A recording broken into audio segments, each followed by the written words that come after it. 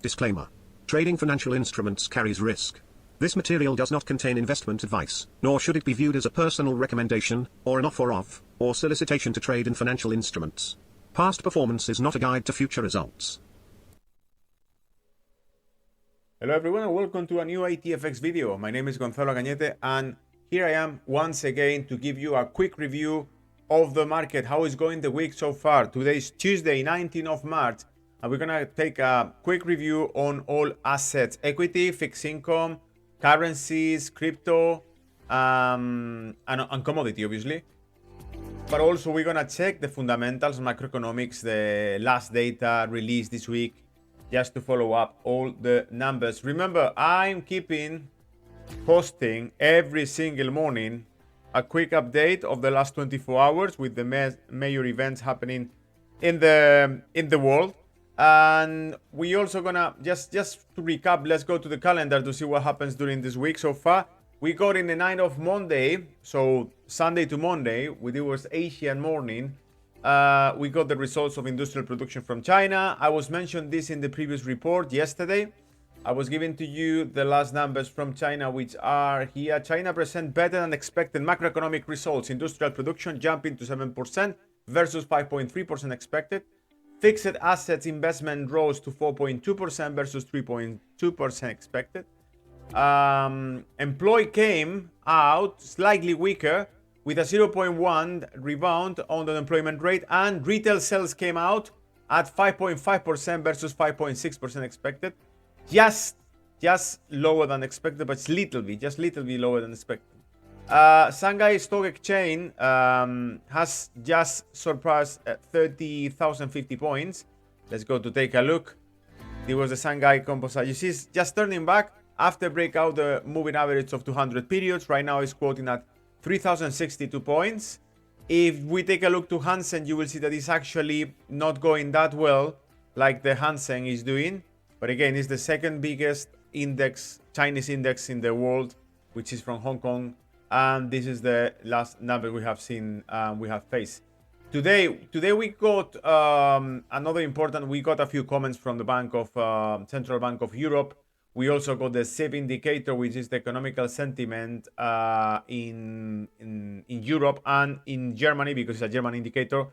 As you can see also, let's go to Tuesday. The CEP was actually not bad, 31.7 versus 20.6 expectations for Germany. In the case of Europe, it was 33.5 versus 25.4. So good economical expectations from the CEP indicator. But still, we got another comments that I shared with you on social networks, but it was the comments I also mentioned here on our daily report.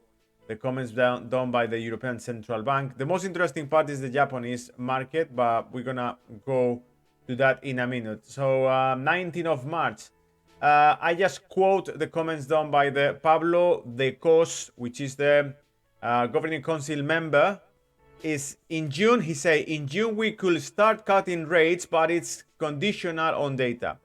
So again, I was mentioning the report again, ambiguity, leaving the door open to a cut in June or not at all. So say this is like saying nothing, because it's telling to you that in June we could start cutting rates, but it's conditional on data. So if the data is not improving, which is something I have been mentioning in the previous report, that is not changing. If you go to the inflation rate in the European area, you will find out that it's getting flat, completely flat. I mentioned this in our previous report, but as you can see here, it's not changing at all since November.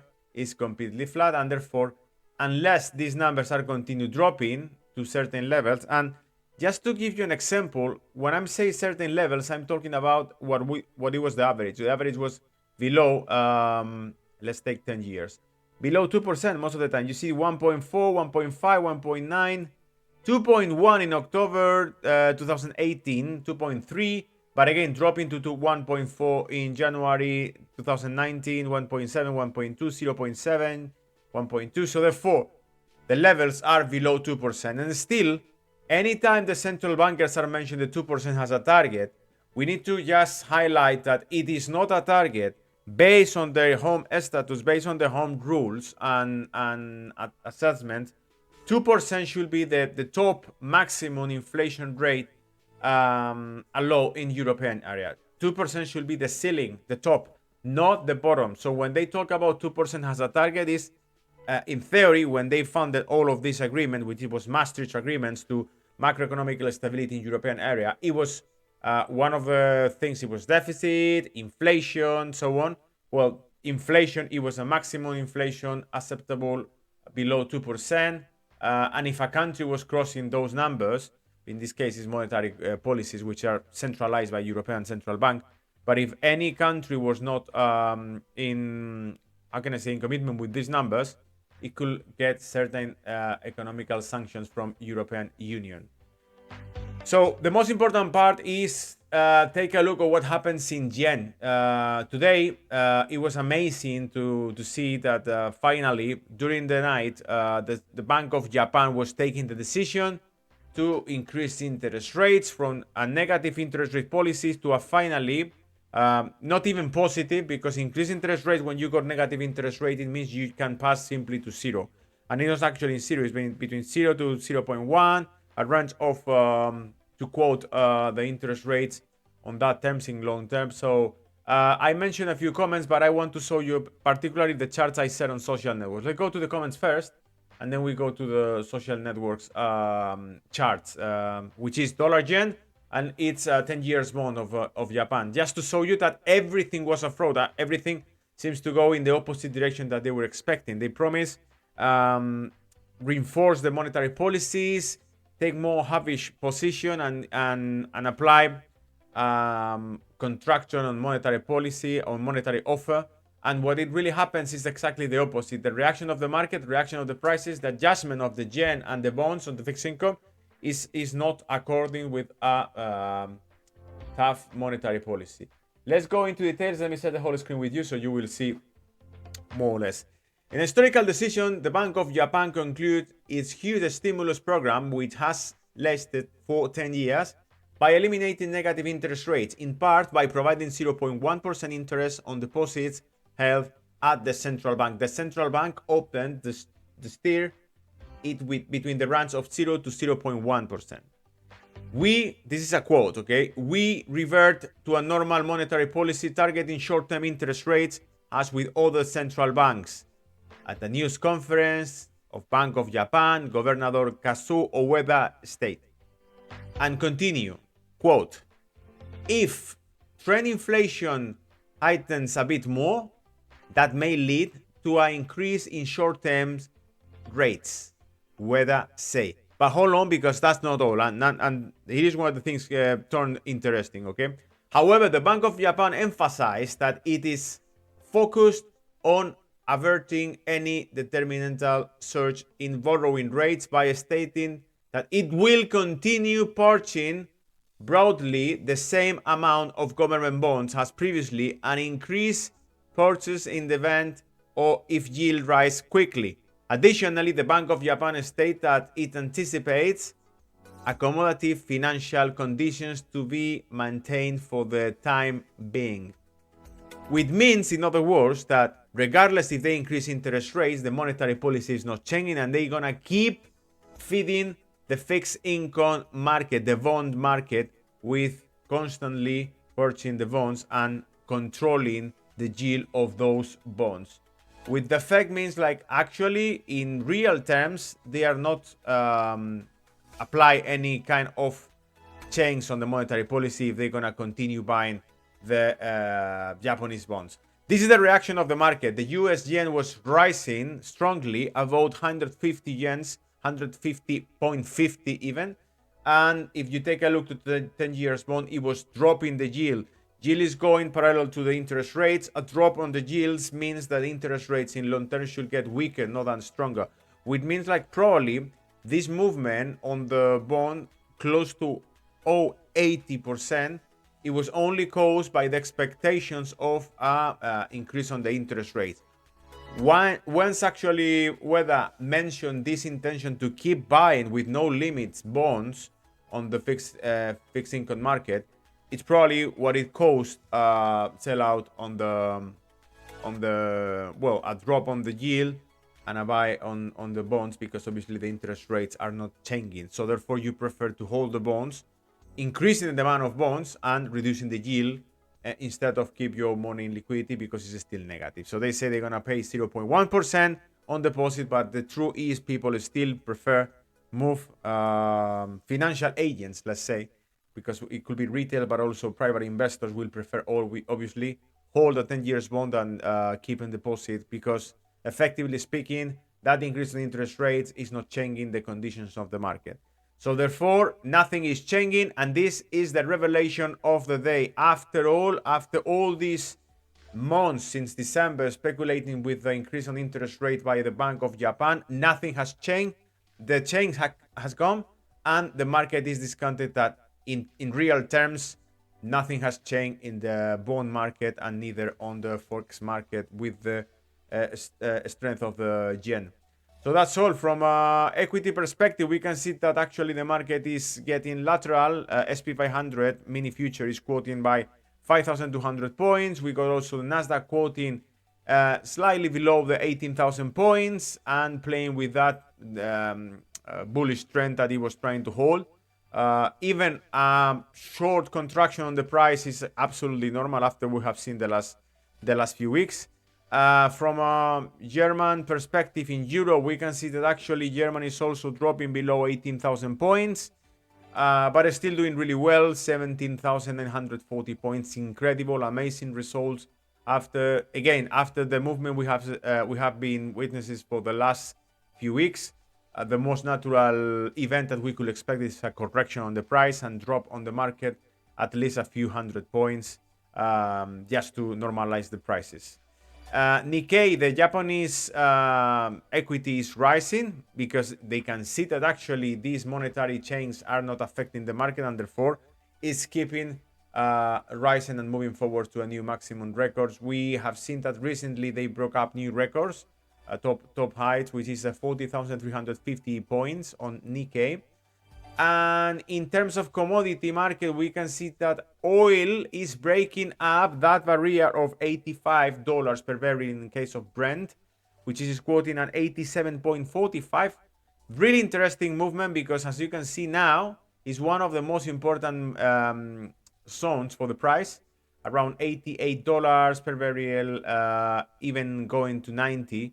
All this area could be an area of correction, so we need to be really, really cautious and pay attention to the price now. If it's breaking up with a big gap over the $88, we can always expect a pullback, coming back to the breakout levels, and then therefore maybe long positions could be taken there, and then a reaction on the price could be seen there, but only in that correction. So far right now it's just like a thunder breaking up those levels, and it's dangerous to try to take positions on a market that is moving at the moment in a limited areas of the price. In terms of gold, we can see that gold also is making a pause, is making a kind of lateral movement since last week, when we faced how it was just reaching the 200. What was the maximum? $2,195, almost $2,200. Right now it's quoting at 2,153. Let me share the whole screen so you can see in detail the charts. But yeah, still it's important to don't get overexcited with gold, and again, be cautious and pay attention in long term. This is the dollar index. We mentioned at the beginning of the video the movement on the dollar index.